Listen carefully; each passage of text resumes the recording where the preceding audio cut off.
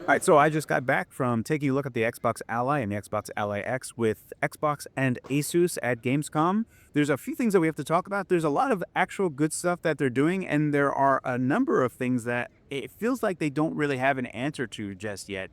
And I don't know if that's good or bad. They're looking at it through waiting for feedback before they continue. So there's a bunch of questions that I asked, and we'll get into those in just a moment. I do want to talk about just the good things first. So up first, again, we already talked about this before. The controller is now a first-class input insofar as Windows is concerned, so you can control and navigate the desktop or the Xbox full screen experience using the controller. So if you needed to go in through enter your PIN, you can do that through a controller. If you were thinking about a couch-like experience, and also navigate completely with the controller. Additionally, one of the better features that I loved is that if you hold down the Xbox button itself, it acts as an Alt tab, and then when you press the X button, it instantly closes the game itself. Much like how the Steam Deck and SteamOS work, where you can just end the game, it works just like that. So there's no real asking you if anything's going on or if you want to close the application. It just instantly closes super fast, which is great to see. One of the other things that I was very conscious of was the performance and power, and it does look like there are improvements, but it remains to be seen how well this actually works in practice. For instance, when I had on the Xbox Ally, which is using what is really the Steam Deck's Van Gogh processor, it's a Z2A chip, we were seeing good power optimizations in real time. Now, while the system itself was set to 17 watt, it automatically downclocked itself to only using around 7 watt total system power. And what's nice here is that we are pushing closer to 110 FPS, which means that while it's pushing this high frame rate, which is going to be taxing on the CPU a lot, we are still using very little power. So just from that viewpoint, that is a really positive look because this should make it far more comparable to what SteamOS and how SteamOS already operates. On the flip side for the Z2E, even with Doom the Dark Ages, what I saw was that it was pretty power conscious. And even though it started off at 28 watt total, did see it go down to 27 watt and 26 watt. So it does look like there are some power optimizations that are there, but again, it's going to have to wait until I get into my review unit where I'll be able to actually qualify this and see how well it actually operates in practice. One thing that was a little bit weird, and this is one of the questions that's going to be coming up, is that for any on-screen elements that were already brought up from Armory Crate on the original Asus Ally or Ally X, you could actually move those around on screen. And it does not seem inside of the Xbox full screen experience that that is capable. And it's possible that whatever Microsoft is doing to minimize what's going on, that it is interfering with whatever you're touching. Effectively, you only have the touch input, which will act as a mouse. So that could just be early production stuff. We don't yet know. We'll be able to get more information as we get closer to release, which is October 16th. And the last cool thing that I like is that they also are using the touchscreen for swipe gestures, so you don't necessarily have to use any of the controller functions, and especially for like third-party systems, if you don't have buttons that would be bringing up the Xbox Gamebar or anything else, you can actually just instantiate this. So from swiping from the left, this will bring up the Xbox Gamebar. Swiping from the bottom is that Alt Tab, that new Alt Tab interface, and swiping from the right brings up your notification bar.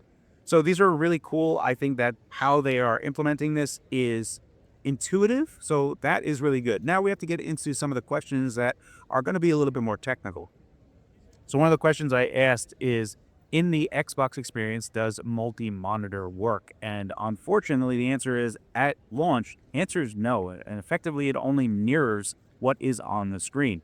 So what that means to you is that when you're in the Xbox full screen experience, that you're not going to get the performance improvements that you're getting there with the reduction in memory or anything. So that is something to be mindful of, is that if you wanted to be in the Xbox full screen experience and you wanted to use multi-monitor on launch, at least for the ROG Xbox and the Xbox ROG Ally X, that it will not support multi-monitor inside of the Xbox full screen mode. You'll have to go to the regular Windows desktop to get multi-monitor. This one was pretty big. Are there any sleep resume improvements? Now, one thing to note is that the Z2A supports S3 sleep and the Z2E just uses modern standby. So they actually differ in how they handle sleep modes. Now, both of those modes, especially modern standby, which we actually care about more because it's the worst of the sleep modes that are available in Windows, that they have effectively said that they are fine-tuning a lot of work with regard to what modes and power optimizations are done in each stage of its sleep stage. So it sounds like they're trying to do as best as they can inside of that new modern sleep, but overall, it still sounds like it's not going to be fantastic. Effectively, what you're going to do, because the Xbox controller, any controller, is now a first-class citizen, a first-class input, what that means is that you should be able to have your ROG Xbox or ROG Xbox Ally X docked to your TV and then being able to wake it from sleep. Now, unfortunately, at launch, this doesn't look like it'll be the case. And specifically, it won't even be the case for many Bluetooth controllers, Bluetooth chipsets that just flat out don't support it. If you are looking to be able to wake your system, you're actually going to need the Xbox One adapter to it to be able to get this work correctly. So on the outset, while the controller is a better input, it doesn't look at from the beginning that we're going to have that seamless console experience that you'll have for couch gaming. Another question I asked is that since the controller is a first-class input now, one of the things that happens is that sometimes when you have some type of challenge that is presented to you on the screen, that if you just have a controller, you don't have the necessary input available to actually answer that challenge or prompt that you get on the screen. So what Armory Crate has done, or other types of vendor OEM type of implementations, is that you can enter a desktop mode, which is mouse emulation for the controllers themselves. It looks like Microsoft has no plans at the current moment, and especially at launch, to offer any mouse emulation mode by default. So that will only be available through the OEM, like Asus's Armory Crate or any other OEM will have to provide this functionality. It will not, at launch, have this functionality by Microsoft themselves. Another question I asked is, some PC games anticipate this actually operating like a PC, so it should see that there's a mouse connected and a keyboard connected. Unfortunately, it doesn't look like from a launch that Microsoft has any means of combating this in a desktop console-like experience. So if you don't have a keyboard and mouse plugged in, and games like Nier Automata or Max Payne 3, which require some type of keyboard or mouse input plugged in from that game's perspective, there is nothing that will satisfy that requirement, and you will not be able to continue that game unless you install some third-party app that is outside of what Microsoft is going to be providing. So unfortunately, that doesn't look like there's a solve for that at the current moment either. This is another question that I had, was if we were thinking about it through Gamescope. Gamescope is a fantastic microcompositor for SteamOS, and has there been any improvements, or is there a different compositor that Microsoft is using for Windows in the Xbox Fullscreen experience? And the answer is no. It is the exact same desktop Windows manager that Windows already uses. So whatever features and functionality that has is the exact same that is going to be happening for the Xbox Fullscreen experience, which I feel is a little unfortunate, because I feel like this would have been a perfect opportunity to incorporate some Gamescope-like functionality in another compositor.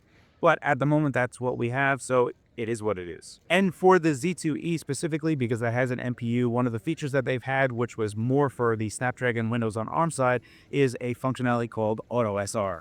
And this uses the NPU to do machine learning upscaling of whatever image you have. Now, unfortunately, the NPU is outside of the stack insofar as the APU is concerned in that graphics stack. So what you have to do is basically finish the frame and then send it off to the NPU as a post-process application that happens on that finished frame.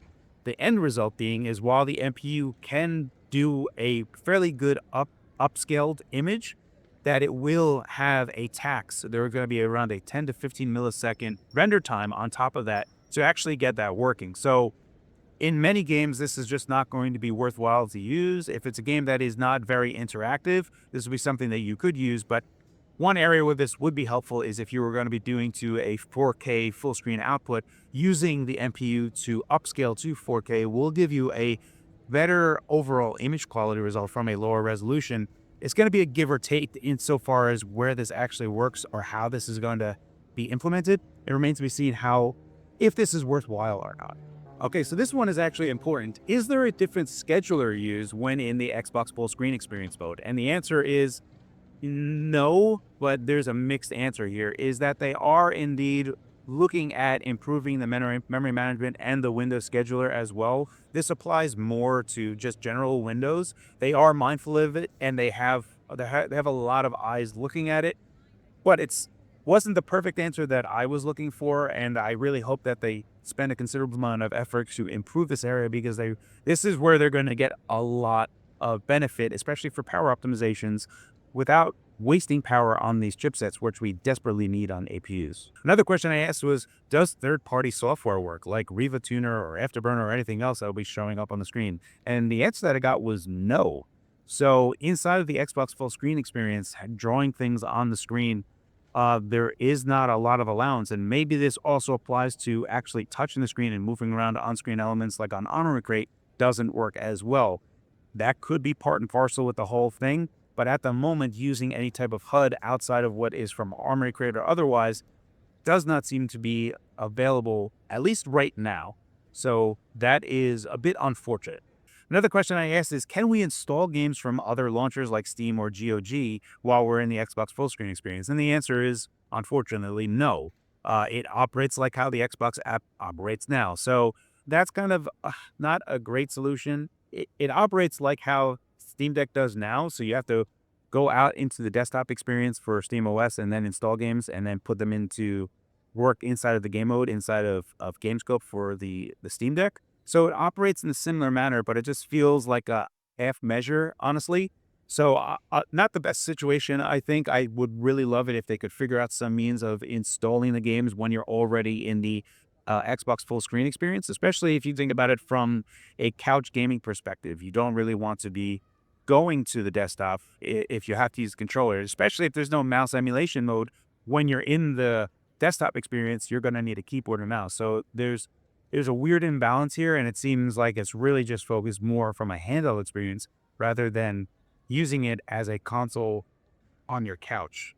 Another question I asked is, does VR work in the Xbox experience? And if you've already installed it outside of there, yes, it does. So if Steam VR needs to open up, that will also automatically open up as well. So nothing stops there. If you're inside the Xbox full screen experience and you've already installed it and you want to do that, yes, you can. You can obviously, anything that has a prerequisite to run will run, and nothing is forcibly stopped. And then obviously, will the full screen experience come to PC? And basically the answer is not yet, and there is no ETA for when that will come out. So those are the questions that I asked. I think that they're going forward in a good first step. There are some things that I feel like, especially from the handheld scene, that they're not fully answering these questions. And we'll see how this all bakes out as we get closer to launch.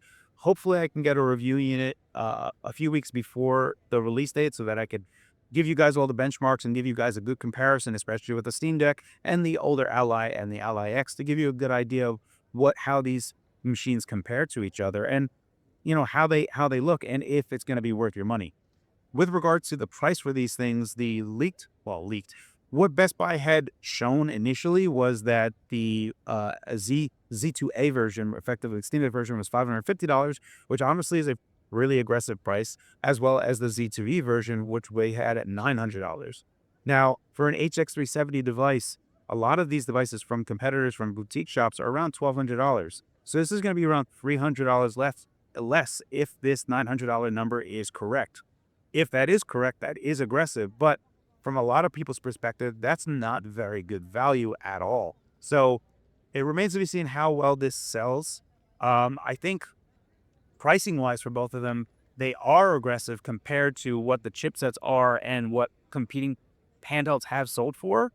But will the market actually respond to that? Who knows? So those are the questions that I'd asked.